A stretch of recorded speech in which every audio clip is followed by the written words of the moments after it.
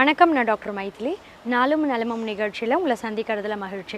இன்றைக்கி நிகழ்ச்சியில் இந்த மழைக்காலம் பருவகால மாற்றத்தால் ஏற்படக்கூடிய சளி, இருமல், தொண்டை புண்ணு, தொண்டைக்கட்டு, காய்ச்சல் இது மாதிரியான எந்த ஒரு வைரல் இன்ஃபெக்ஷனும் ஏற்படாமல் தடுக்கிறதுக்கும் சரி, இல்லை வந்துடுச்சு அப்படின்னா அதிலேருந்து சீக்கிரமே வெளியே வர்றதுக்கு என்ன மாதிரியான இயற்கை முறையில் நம்ம கஷாயம் செய்து சாப்பிடலாம். வீட்டில் ரொம்ப சுலபமாக நமக்கு கிடைக்கக்கூடிய ஒரு சில மூலிகையை வைத்து எப்படி கஷாயம் செய்யலான்றதை பற்றி இன்றைக்கி நான் நிகழ்ச்சியில் சொல்கிறேன். இந்த கற்பூரவல்லி செடி அப்படின்றது ரொம்ப முக்கியமான ஒரு விஷயம். கற்பூரவல்லி இலைகளை வைத்து நீங்கள் கஷாயம் மாதிரி செய்தும் குடிக்கலாம். துளசி கஷாயம் எப்படி செய்கிறீங்களோ அதே மாதிரி கற்பூரவல்லி கஷாயம் செய்து குடிக்கலாம். இந்த கற்பூரவல்லி கஷாயம் செய்யறதுக்கு ஒரு 2 இலை எடுத்துக்கோங்க. கற்பூரவல்லி இலை இதை என்ன பண்ணணும், மிக்சியில் நல்லா அரைக்கணும். ஃபஸ்ட்டு நல்லா க்ளீனாக கழுவி சுத்தம் செய்ததுக்கப்புறம் மிக்சியில் கொஞ்சமாக தண்ணி சேர்த்து நல்லா அரைத்து விழுது மாதிரி எடுத்துக்கோங்க. இதை 2 கிளாஸ் தண்ணியில் போட்டு நல்லா கொதிக்க வைக்கணும். கொதிக்கும் போதே கொஞ்சமாக ஒரு 1/4 டீஸ்பூன் அளவு சுக்கு பொடி, கூடவே ஒரு 1/2 டீஸ்பூன் அளவு தனியா பொடி சேர்த்து நல்லா கொதிக்க வைங்க.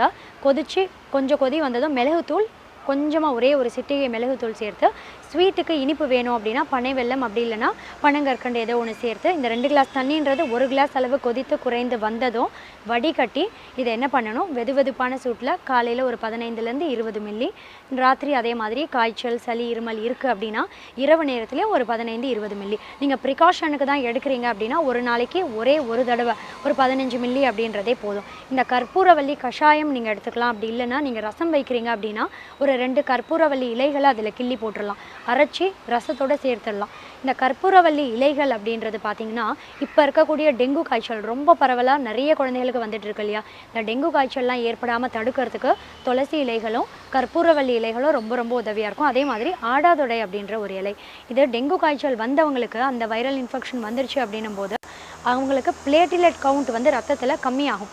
இந்த தட்டணுக்களோட எண்ணிக்கை கம்மியாகுது இல்லையா, அதை சரி பண்ணக்கூடிய தன்மை ஆடாதோட இலையில் நிறையவே இருக்குது. ஏன்னா இப்போ மழை காலத்தில் ரொம்ப பரவலாக பரவிட்டு இருக்க ஒரு நோய் டெங்கு காய்ச்சல் அப்படின்ற ஒரு வைரஸ் தொற்று பாதிப்பு. ஃப்ளாவி வைரஸ் அப்படின்ற ஒரு வைரஸ் தொற்றுனால ஏற்படக்கூடிய இந்த நோயை ரொம்ப சீக்கிரமே அந்த பிளேட்டிலெட் கவுண்ட் எல்லாம் கம்மியாகாமல் அந்த காய்ச்சல்லேருந்து மீண்டு வெளியே வரணும் அப்படின்னா ஆடாதோட இலையை உங்கள் அன்றாட உணவில் சேர்த்துக்கோங்க.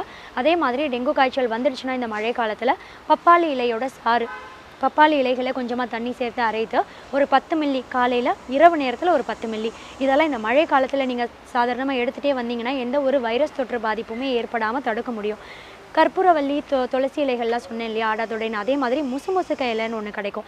இந்த முசுமுசுக்க இலையெல்லாம் நீங்கள் கஷாயம் தான் வைத்து குடிக்கணும் அப்படின்னு கிடையாது.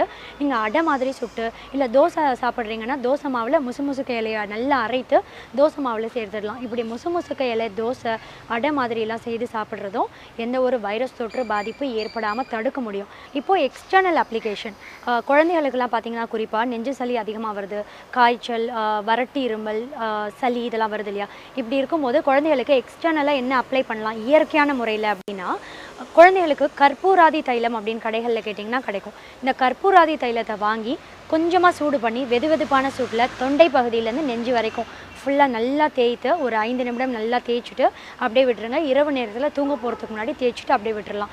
நெஞ்சு சளி இருந்ததுன்னா அந்த ஃப்ளெம் எல்லாத்தையுமே கரைத்து வெளியேற்றம் செய்யும்.